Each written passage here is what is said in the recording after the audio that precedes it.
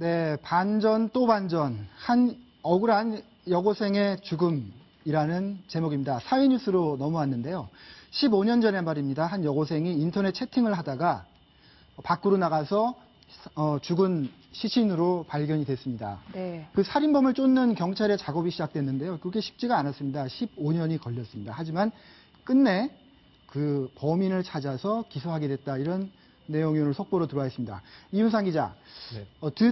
드들강 사건이라고 하는데요. 어떤 내용입니까?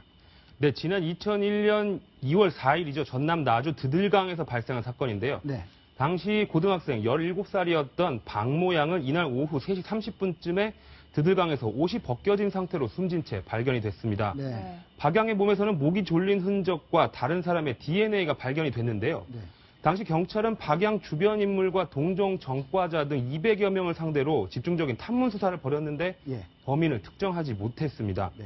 그런데 11년이 지나서 지난 2012년 9월에 대검찰청에 보관 중인 DNA와 목포 교도소에 수감 중인 이번 사건의 범인 김모 씨의 DNA가 일치한다는 사실이 확인이 된 겁니다. 네. 2012년에도 그런데 DNA 외에 당사자가 범행을 부인하고 다른 증거가 없다는 이유로 이 김 씨는 형사처벌이 되지 않았는데요. 네. 지난해 경찰과 검찰이 전면 재수사에 나섰습니다. 숨진 박 양이 사건 당일 인터넷 채팅을 통해 김 씨를 만난 것으로 결론이 났고요. 네. 또 박 양이 발견된 드들강 인근을 김 씨가 범행 무렵 수차례 오간 사실 등이 증거가 돼서 진범으로 결론이 나게 됐습니다. 네, 그렇군요. 백성무 변호사님, 네. 이 사건 늦었지만 범인을 기소할 수 있었던 그 결정적인 거는요, 태완이법이라고 하죠.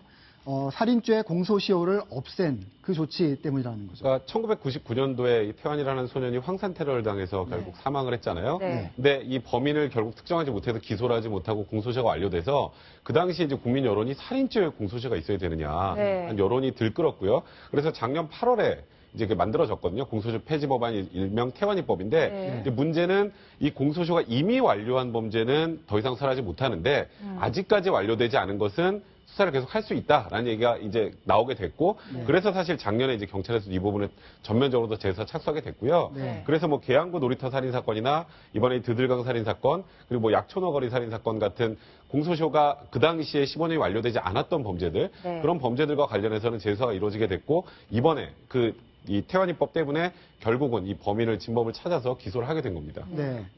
이윤상 기자, 하지만 그 15년 동안 말이죠, 이 가족은 완전히 파탄이 된 것 같아요. 너무나 큰 고통이 있었던 것 같습니다. 네, 특히 그 숨진 박 양의 아버지가 네. 이 첫째에 대한 애정이 남달랐다고 하는데요. 네. 그러던 중에 2009년에 괴로움을 견디지 못하고 스스로 목숨을 끊게 됐고요. 박 양이 특히 부모의 결혼 기념일도 항상 챙기고 동생들과도 우애가 남달라서 가족의 사랑을 많이 받았다고 합니다. 박 양의 어머니는 이런 말을 하게 됐는데요. 딸과 남편에게 미안했는데 네. 뒤늦게나마 진실이 밝혀질 것 같아서 다행이라는 심경을 밝히기도 했습니다. 네, 그 어머니의 목소리를 직접 들어보시겠습니다. 저도 조금 억울하면 이제 풀어진 것 같죠. 우리 딸한테나 정말로 내가 할 소리는 조금 한 것 같아요.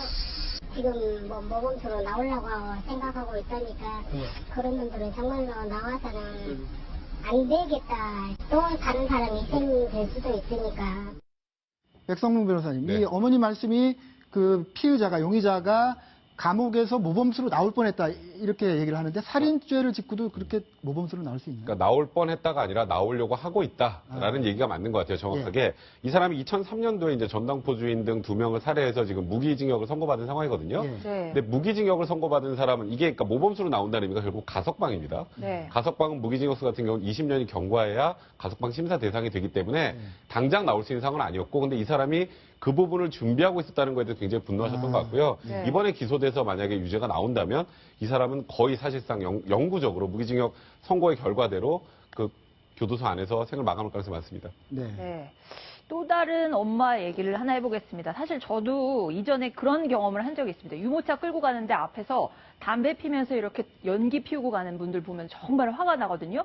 그래가지고 그거 가지고 피시지 마십시오 이렇게 50대 남자한테 얘기를 했는데 폭행 시비가 붙었잖아요. 어떻게 된 일입니까? 이윤상 기자. 네, 지난달 30일 오후 5시쯤이죠. 서울 은평구의 한 지하철역 앞에서 벌어진 사건인데요. 생후 7개월 된 아이가 탄 유모차를 끌고 가던 20대 여성이 횡단보도 앞에서 신호를 기다리고 있었습니다. 네. 그런데 그 옆에서 50대 남성이 담배를 피우고 있으니까 다른 데 가서 좀 피우세요라고 말을 한 겁니다. 네. 지하철 입구에서 한 10m 이내는 금연구역인데요. 그런데 이 남성이 갑자기 무슨 상관이냐며 화를 냈고 여성도 아이가 있는 거 안 보이냐 신고하면 과태료다라고 말한 뒤 횡단보도를 건너려고 했습니다. 그러자 이 남성이 뒤따라와서 여성의 팔을 잡고 제지하더니 얼굴을 때렸습니다. 네. 여성은 팔을 휘두르면서 남성을 밀쳤고요. 두 사람 모두 경찰에서 조사를 받았는데요. 그렇게 지금 때리고 있는 저 장면이 딱 CCTV에. 네. 네. 그런데 뺨을 때린 남성뿐만 아니라 아이 어머니도 팔을 뿌리치는 과정에서 이렇게 폭행이라는 이유로 쌍방폭행 혐의로 조사를 받았습니다. 저는 약간 적반하장이라는 생각도 사실은 들긴 드는데 그 아기 엄마 처음에 경찰이 쌍방폭행으로 입건을 했을 당시의 심정, 억울함을 호소를 했었거든요. 뭐라고 했는지 한번 들어보겠습니다. 네. 저 유모차가 지금 소속판이 있는데 자꾸 그 사람이 옮겨갖고 밀쳐야지 내가 가지 계속 맡겨야 된다는데 근데 뺨 맞았다고 주장하니까 그 남자가 자기도 맞았다고 주장하니까 들어가서 저도 피해 의리다고 조사를 받은 거고요.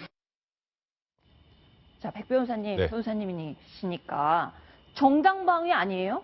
왜 어떻게 해서 쌍방폭행으로 경찰이 조사를 하게 된 거죠? 일단 뺨을 때린 이후에 여성분도 뺨을 때렸다고 이 남성이 주장을 한 거잖아요. 네. 그게 사실이라면 우리나라 현재 정당방위 체계 하에서는 쌍방폭행이 됩니다. 네. 그러니까 저는 이런 부분이 사실 상식하고 굉장히 안 맞는 게 네. 네티즌들이 사실 이 사건 가지고 난리가 났었어요. 근데 우리나라 경찰 입장에서는 어쨌건 싸움이라는 건 그냥 서로에 대한 공격 행위로 봐서 법원에서 정당방 인정 안 해주다 보니까 입건을 한 건데 네. 문제는 이후에 이제 이게 정당방위냐 아니냐에 대한 논란이 없어져 버렸던 이유가 뭐냐면 이 남성이 나는 이 여성분 처벌받는 거 원하지 않다고 해버렸습니다. 그러니까 폭행죄는 일단 피해자가 처벌 원하지 않으면 끝나버리거든요. 그러니까 여기서 이제 정당방위가 더 이상 논의될 필요가 없다 보니까 끝이 난 건데 사실 정당방위 부분은 과거부터 계속 논란이 많이 됐잖아요. 네. 조금은 상식에 좀 부합할 정도로 정당방위 범위가 넓어져야 되지 않을까 생각이 듭니다. 네. 네. 이 폭염에 피서 떠나는 분들 많은데 다음 소식은 이 피서 갔다가 벌어진 여러 가지 더위를 피하러 갔다가 벌어진 사건 사고 얘기입니다. 다음 소식으로 넘어가겠습니다.